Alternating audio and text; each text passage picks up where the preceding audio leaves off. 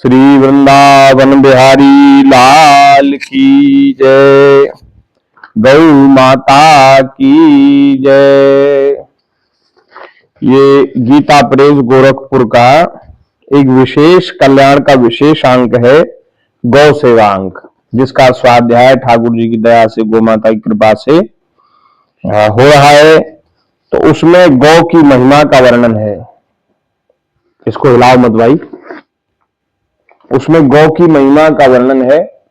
तो उसमें महाभारत में अनुशासन पर्व में दान धर्म पर्व महर्षि च्यवन श्री राजा नहुष जी से कह रहे हैं।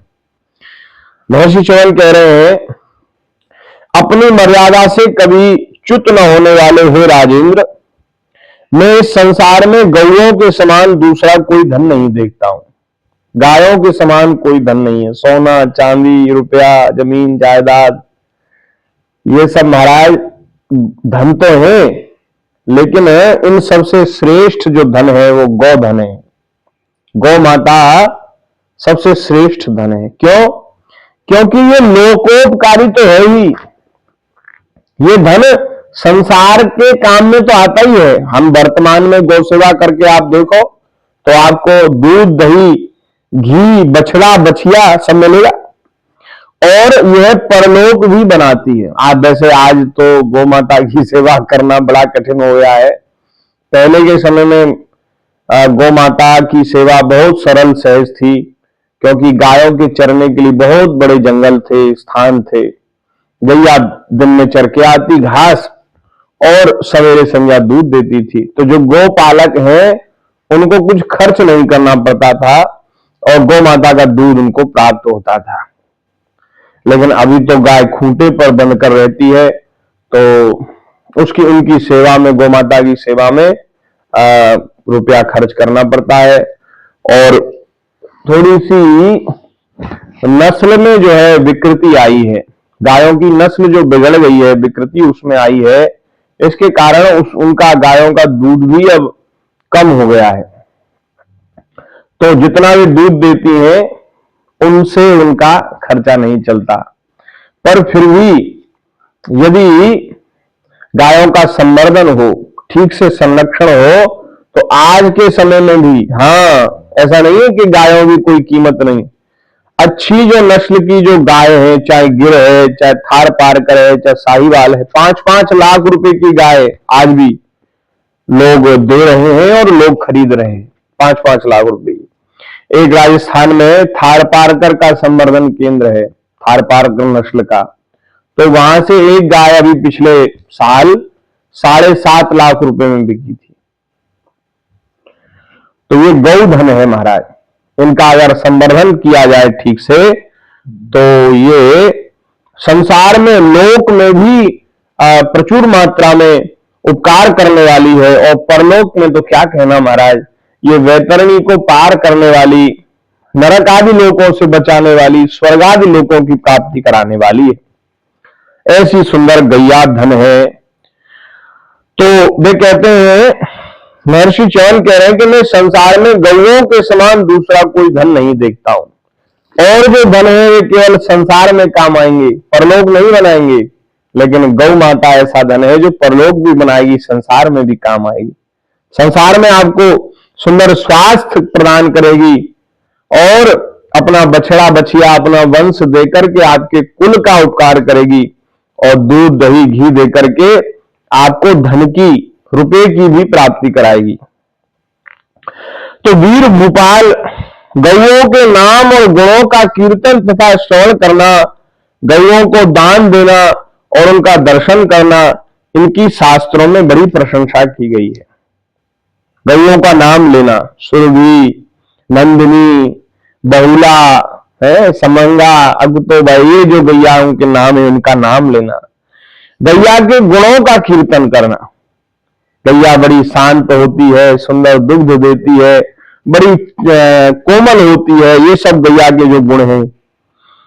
और उनका श्रवण करना, और महाराज गौओं का दान देना, उनका दर्शन करना, इनकी शास्त्रों में बड़ी प्रशंसा की गई है। ये सब कार्य संपूर्ण पापों को दूर करके परम कल्याण की प्राप्ति कराने वाले हैं। कितनी सुंदर बात है। गौएं लक्ष्मी की जड़ है, गौएं लक्ष्मी की मूल है। हमारे पूज्य गुरुदेव भगवान कहते हैं, भले ही गौ की सेवा में घाटा हो रहा हो, प्रत्यक्ष देखने में आ रहा हो, लेकिन फिर भी गैया कहीं ना कहीं से जो उसकी सेवा करने वाला है उसको खूब समृद्ध बना देती है। अपने प्रभाव से, अपने तेज से, ऐश्वर्य से गैया अपनी सेवा करने वाले को खूब सुखी संपन्न बना देती है। भले ही उसकी सेवा में कुछ धन हमारा लग रहा हो, हमें ऐसा लगता है कि अरे इनकी सेवा में तो बहुत घाटा है। लोग तो ऐसे ही कहते हैं, हमसे लोग ऐसे ही कहते हैं, अरे गाय रखना तो बड़े घाटे का सौदा है। पर भैया गैया की सेवा करके देखो। अच्छा देखो, जो प्रत्यक्ष में गाय की सेवा करते हैं उनको तो लाभ है ही। जो अपने घर में गाय नहीं रखते और जो रुपया देकर के किसी गौशाला में, जो रुपया देकर के किसी गौशाला में गायों की सेवा करते हैं, उनको आप पूछिए, उनको महाराज इतना लाभ है कि वे कहते हैं कि महाराज जब से गौ सेवा हमने करना शुरू किया है तब से हमारी आमदनी बहुत बढ़ गई, आय बहुत बढ़ गई। तो भैया गौ माता किसी का उधार नहीं रखती। हमारे महाराज जी गुरुदेव कहते हैं, गौ माता किसी का उधार नहीं रखती। जो उसकी सेवा में हम लगाएंगे उसको 2 गुना 4 गुना करके वो हमें वापस कर देंगी। तो गौ माता लक्ष्मी की जड़ है, उनमें पाप का लेश नहीं है। गौएं ही मनुष्यों को सर्वदा अन्न और देवताओं को भविष्य देने वाली है। हमको अन्न प्राप्त होता है कृषि से, खेती से, और खेती का मूल आधार है गौमाता। गौमाता का जो गोबर है वो जमीन के लिए अमृत का काम करता है। यूरिया, उर्वरक, डीएपी ये जो आजकल चलने लगे, ये तो विष है, जहर है। ये तो भूमि को जहर देने के समान है। लेकिन जो भूमि का जो भोजन है वो क्या है? गाय का गोबर ही भूमि का भोजन है, पृथ्वी का भोजन है। तो गायों की कृपा से ही मनुष्यों को अन्न मिलता है और देवताओं को हविष्य, घी, जो हम स्वाहा स्वाहा करके देवताओं को आहुति देते हैं, वो कहां से प्राप्त होता है? घी गौ माता से प्राप्त होता है। स्वाहा और वसटकार सदा गौओं में ही प्रतिष्ठित होते हैं। गौएं ही यज्ञ का संचालन करने वाली है तथा उसका मुख है। वे विकार रहित दिव्य अमृत धारण करती हैं और दुहने पर अमृत ही देती हैं। अमृत में दुहने पर देती हैं। उनका जो दूध है वो दूध नहीं है, वो अमृत है महाराज। वे अमृत की आधारभूत है, आधार है अमृत की। सारा संसार उनके सामने नतमस्तक होता है। इस पृथ्वी पर गौएं अपनी काया और कांति से अग्नि के समान है।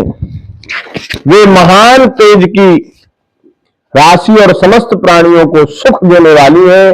गौओं का समुदाय जहां बैठकर निर्भयता पूर्वक सांस लेता है, ध्यान से सुनो, गाय जहां रहती है निर्भय पूर्वक, जहां सांस प्रतिश्वास ग्रहण करती है, वहां के सारे पापों को खींच लेती हैं।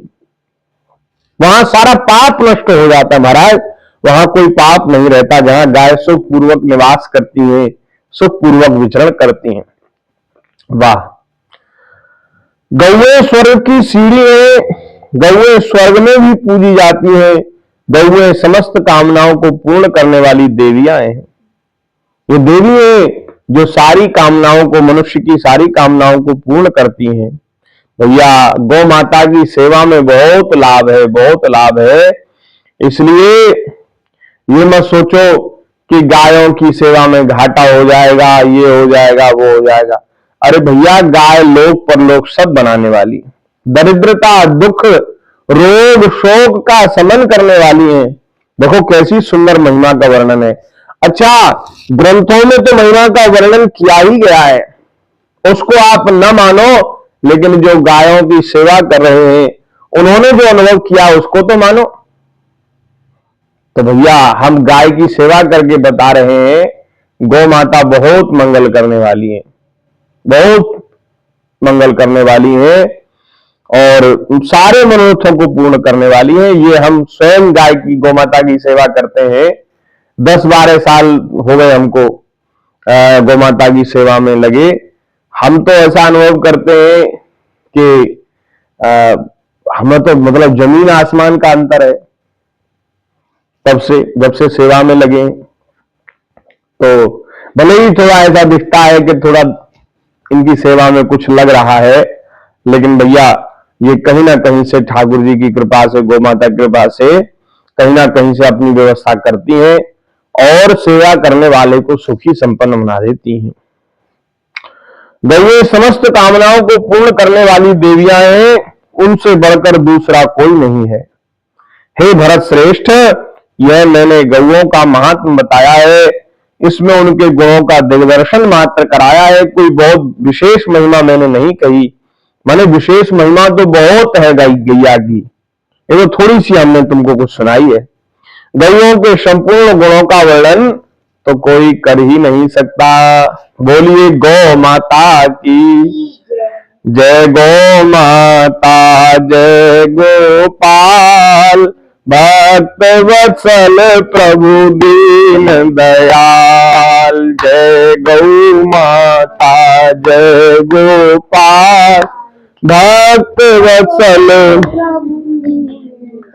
गाय सुखी हो हे नंदलाल, गाय सुखी हो हे। घर घर गाय पले गोपाल, घर घर गाय पले गौ रक्षा करो दीन दयाल, गौ रक्षा करो दीन। जय गौ माता जय गोपाल, भक्त वत्सल प्रभु दीन दयाल। जय गौ माता जय गोपाल, भक्त वत्सल प्रभु दीन। बोलिए गौ माता की जय। जय जय श्री राधे।